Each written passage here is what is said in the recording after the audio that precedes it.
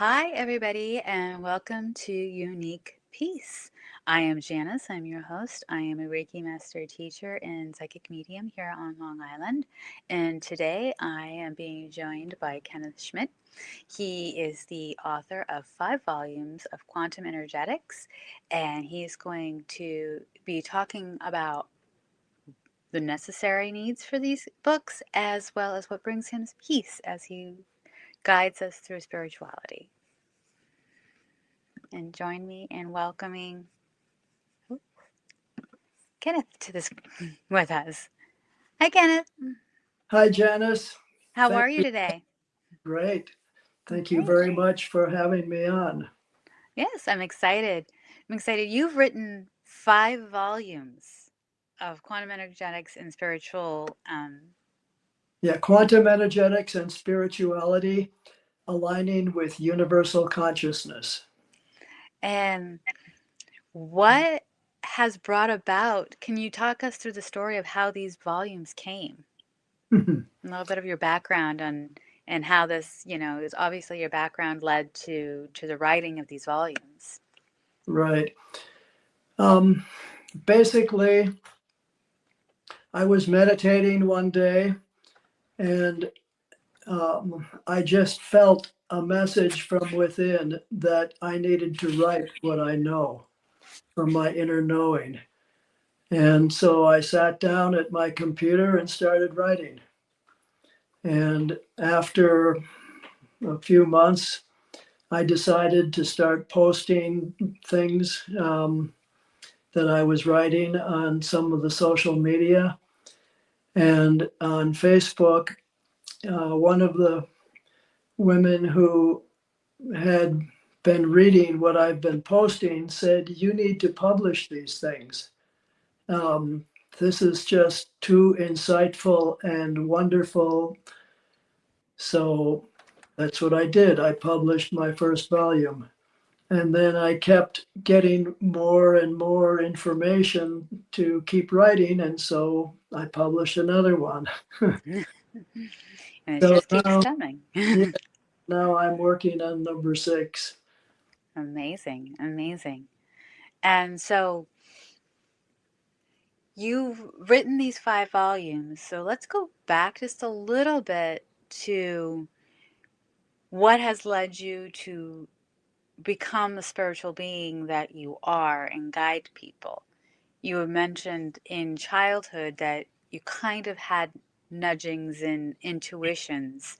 And how has that shaped these books when you meditate and when you write? Well, as a very young child, the first thing I remember is that I had a very deep understanding of life. And I felt that I was on the wrong planet. Um, there was just too much violence and lack of understanding of what life is about on the part of all the adults around me. Even though I didn't know the language yet, but I just intuited this, and it's never. My understanding has always stayed with me, and so I don't know exactly what to say about it, except that Okay. it seems as if I have an understanding of life that can be helpful for everybody to learn about and delve into it themselves. So we all have that inner knowing. It's just a matter of how is it transpiring in our lives. Right, right. It's all it. We talk about part of it as conscience. Conscience is inner knowing, but conscience is only part of our inner knowing, and there's so much more. And we all have it. It's just a matter of paying attention to it. And as we pay attention, it becomes clearer and it grows and expands. And finally, it becomes greater than anything else that we know. Yes, absolutely. And as you expand that consciousness, you kind of you grow your understanding of the world around you, but you also grow your understanding for peace. Hmm. And so, how do you personally define peace? Mm.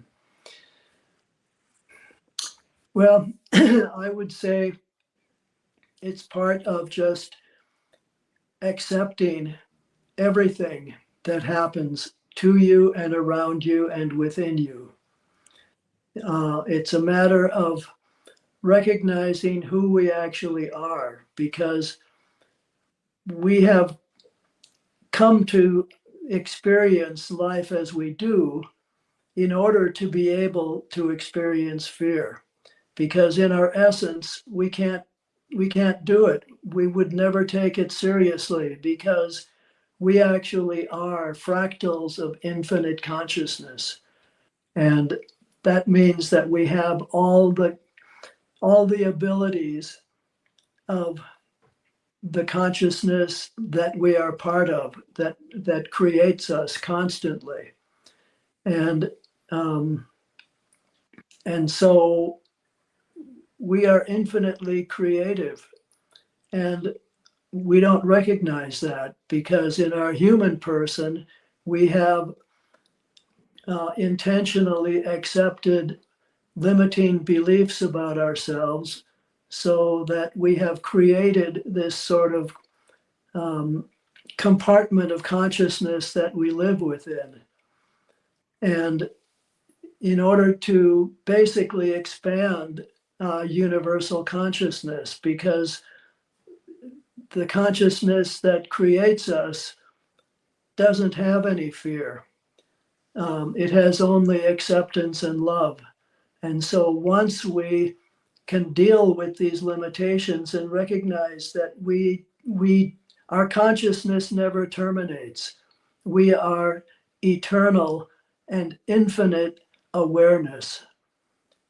And um, once we can recognize that, or even begin to recognize it, then uh, we are unlimited. And in that process, we recognize that we have gone through these experiences of fear and we have accepted them and we have developed much deeper love and compassion than we were capable of before we knew about these experiences. And so, um, as a result, once we learn to transcend, well, first of all, we have to resolve all of our limiting beliefs. And then, even before we do that, we have to recognize that we have them. And, and we have them because we have agreed to be here for these experiences. And so um, as we begin to expand our awareness, then we're able to let go of our limitations and transcend them and become basically masters of the life experiences that we have here. And how do you think that has brought you to a state of peace? Well, peace is when everyone gets along and loves each other because we recognize that we're all the same being. We all share the same consciousness. This is something that quantum physicists discovered, and it's something that has come down from ancient times in esoteric spiritual knowledge as well. And in quantum physics, how it was discovered was doing experiments with subatomic entities. They can be either particles or waves, um, but not both at the same time. And normally, they are just electromagnetic waves. And as we are able to recognize them with our technology and very sensitive instrumentation, then they become aware that we're recognizing them and they turn into particles. And it's very interesting. I mean, because as a result of these experiments, physicists have concluded that the whole empirical world is not solid at all. It's just um, held in our consciousness as a form of interpretation of these energies. And we're the ones, as we interact with them, that actually create the impressions of uh, the sensory world. And so, in doing this, we have found that all of these entities that are minuscule actually have consciousness, and they can be in more than one place at the same time. They are aware of where they're going, and because they're constantly moving, and they're aware of every possible pathway that allows them to pass through to where they're going, and and they appear to be aware of all other entities in their class, their family, throughout the cosmos. And so it appears that they have universal consciousness, but their consciousness is also limited to their particular species, if you could call it that. Like photons recognize other photons. And so we have a species consciousness too. We are sharing the consciousness of humanity. And our situation, though, is different from any other being that we know of in this cosmos, in the sense that we have the capability of being infinitely creative. And so we can modulate the energies that we're aware of and create things. And so we can actually transcend human consciousness. So, getting back to your question about peace, sorry for the expansion of the whole idea there, but it is because we once we can recognize that we are part of a whole, that our consciousness is not limited to us individually, but we share the same thing and much more. And um, and so when we recognize our true essence of who we are, then there's no reason to be in any way negative towards another person or towards ourselves. There is only love, there's only joy, there's compassion, um, all of the wonderful things in life that we share. That's all coming from our essence, and that's part of universal consciousness. Yeah. And so we just shed all of the negative things that keep us from getting along and loving each other. And how do you find peace? What are some of the things that you do to find peace? Meditation may be part of your peaceful practice, but what else do you do? By just recognizing who I am and who everyone else is. We are, in our essence, non localized. We're not limited to the consciousness that we have in our body. I mean, I first learned this as a result of an out of body experience when I died as a result of an automobile crash. And I was out of my body for about half an hour. My body was essentially dead. And I went into a complete expansion of consciousness and um, a wonderful knowing of um, unconditional love and joy. It was just such an amazing state of being that I had no desire to go back to my body. But my son, who was a month old at the time, wouldn't let me go. Psychically, he was pulling me back, and so I had to go back to my body. And when I came into my body, I didn't know who I was, but I remembered my experience out of it. And um, and a miracle happened in my body, which had been impossible to live in. Um, Suddenly became almost uninjured, and as I just came back into my body, I heard a paramedic who had apparently been giving me CPR get up and say to his colleagues, "He's gone. There's nothing more we can do." And then I opened my eyes. Wow. That that must have been amazing for everybody involved, obviously Yeah, you, but yeah. wow. But then I had amnesia for a while. I didn't know who I was. I felt as if I'd just been incarnated into somebody else's body. Oh, wow. But as a result of that,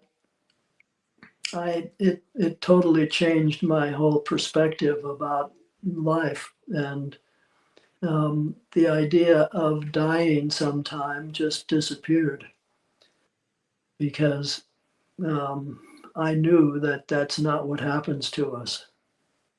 Right. And And experiencing that expansion and all that joy and love has probably had a profound effect on the volumes that you write as well, yes? right, right. Well, that wasn't the only time that happened to me, but Oh, wow. every time I have gone off in the wrong direction for my personal destiny, I run up against some kind of wall, it seems. And so I've now had three death experiences. Oh my goodness. Oh Some people my. are just hardcore. And It's like that scene in The Godfather. Every time I try and get out, they keep pulling me back in. yeah. So, yeah, I mean, this has been a very interesting life. Yes, Um, it sounds like it. Oh my you know, goodness. yeah, I'm 81 now. And yeah, I have no desire to compete with anyone or do anything that is in any way hurtful or destructive or you know Okay. anything that would be negative. And in that same line, how do you help others find peace? You've had some quite remarkable experiences, it sounds like, and you've written 5 volumes on quantum physics, quantum energies, and spirituality. How has this helped you help others find peace or explain peace? Well, I mean, peace hasn't been um, one of the concepts that I actually am especially concerned about, but it certainly is part of my entire perspective. And yeah, I could not be living the way I do without peace. Um, and you know, my perspective really is finding, becoming aware of, and following our inner knowing, because that's where we all know that we are at peace, and um, and it comes out in every aspect of our life. Um, we're able to love everyone and accept everything, because what happens energetically is that we live in a certain dimension that has limitations. Um, um, that happen as a result of our own consciousness. And we keep changing dimensions all the time as we open our awareness or close it, and as we change our perspective. And so by creating our own energy signature by the way we are, we attract experiences and we repel experiences. And um, and by being the way we are, we don't experience the kinds of things that would be negative if we are in a positive state of being. And um, so when we're at peace, then um, we can't really be attacked because the energetics don't mesh. Um, we have polarities, positive and negative, electromagnetically, and we experience the energies that are attractive to us, and we don't experience the energies that are repugnant or repelling to us. And um, so by being at peace, we actually are affecting not only our own being, but we're affecting human consciousness generally. And it means that we're able to get along perfectly well with ourselves and with everyone else. Now, this isn't always possible for everyone because we have deep traumas and experiences that we've had as a result of um, our own lifetimes and how we've been treated and so on. Because when we come here, we don't know who we are. We don't know our essence. We that has been wiped clean from our awareness, and so we need to go through life experiences and have experiences that we intended to have here, um, and become aware of the guidance that we need in order to successfully deal with the human situation and be able to transcend all of our limitations. And I'm sure you discuss a lot of this in your volumes, correct? Right. I mean, I look at how we can know about life from so many different perspectives, and I keep learning things as I go along too. Um, to the point where it's clear to me now that we need to just let go of our beliefs in illness and um, becoming old and decrepit and dying. I mean, that's not part of our life. Those are artificial beliefs that we've taken on. And there's no reason that we can't regenerate our bodies and return our physical presence to um, our most uh, enhanced state of being, like, maybe where we were in our 20s or 30s, and remain in that condition full of vitality and well-being. And that is a lot of, as a Reiki master, that's a lot of kind of like what we tap into. We tap into the energy and understanding that this is all energy, and we do have the ability to heal our own bodies. Um, but with Reiki, it does kind of work in conjunction with modern medicine. But there is a lot of the mind overcoming the matter. Well, everything originates with consciousness. Consciousness expresses itself as energy.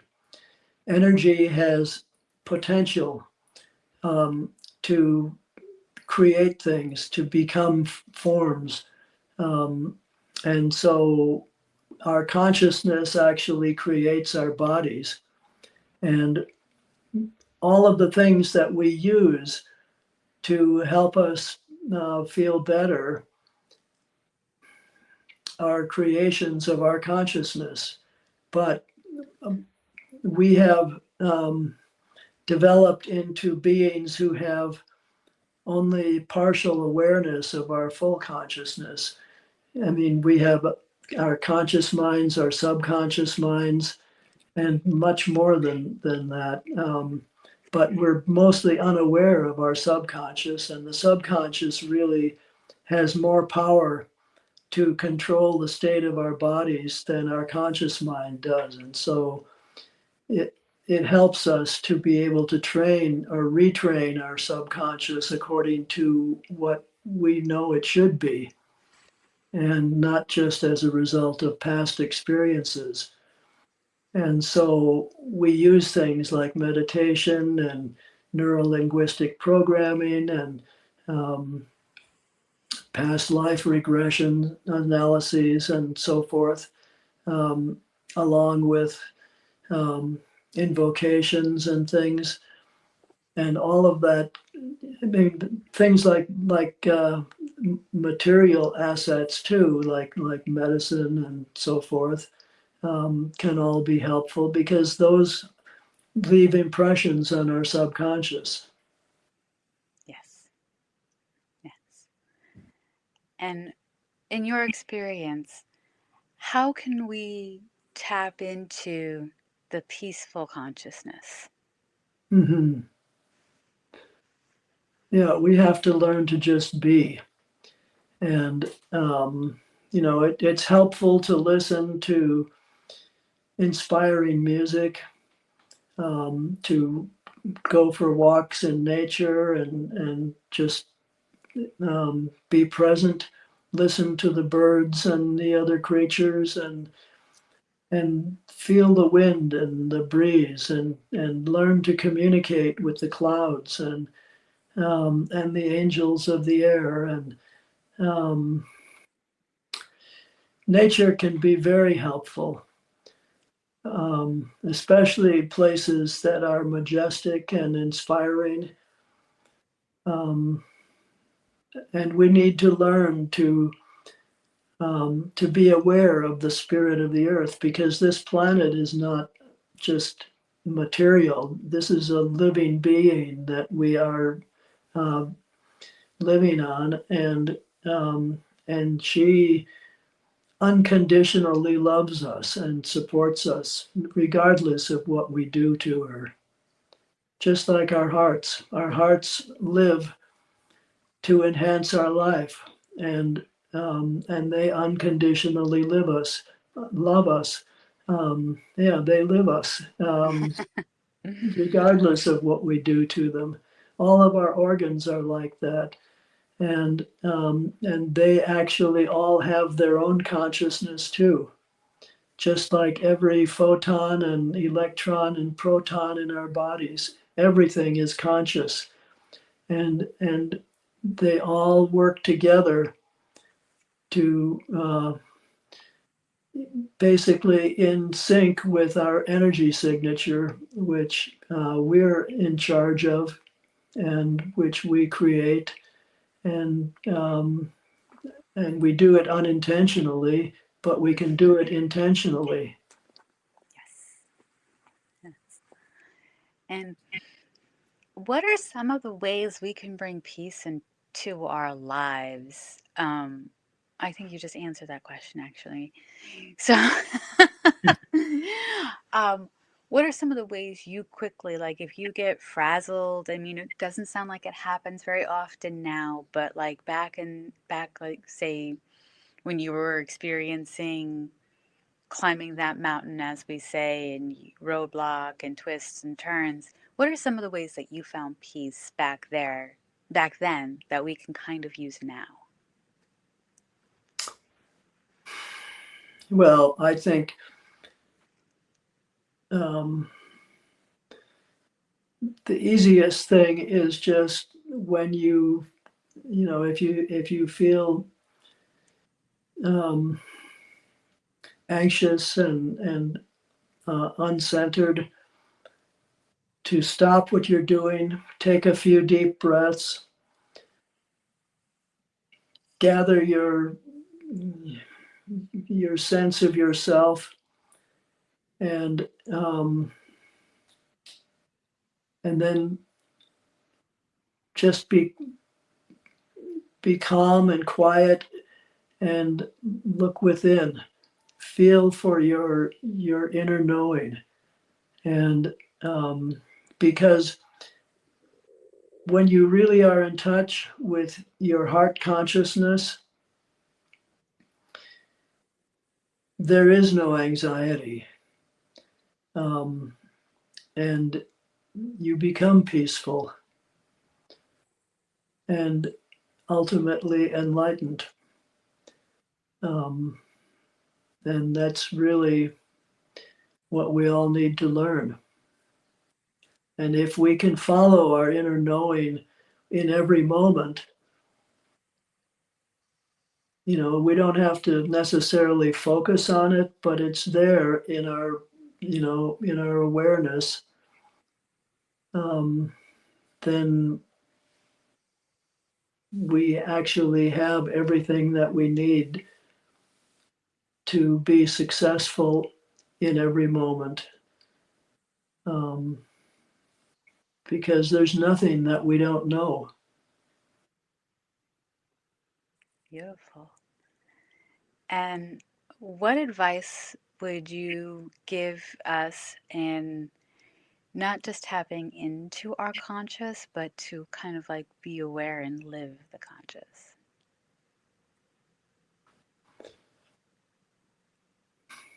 Just practice um, inner awareness. I mean, a lot of people don't really pay much attention to their conscience, but um, but if you do and you're intentionally aware of just that part of you, the more you practice that awareness, the um, the greater your knowing of how to be and what to think, how to feel. It all begins to come together and express itself as your true being. And um, and your true being is beautiful and loving and kind and compassionate and all knowing. And we just have to be open to that and want it. If we don't desire it, we'll never have it. Mm, that is But if very we true. do, but if we do desire it, then it automatically starts coming to us. That's like the law of attraction, very Hmm. much like what people would call the law of attraction. And Yeah, there's much more to it because the quantum field has all potentialities, and we choose which ones we recognize, and by recognizing them, we make them real in our experience. And it's just that simple. wonderful. And as we're kind of like coming to a close here, what has been on your journey the most memorable event in your life that could teach everyone the most powerful thing about peace? I think the easiest and most wonderful thing is deep meditation,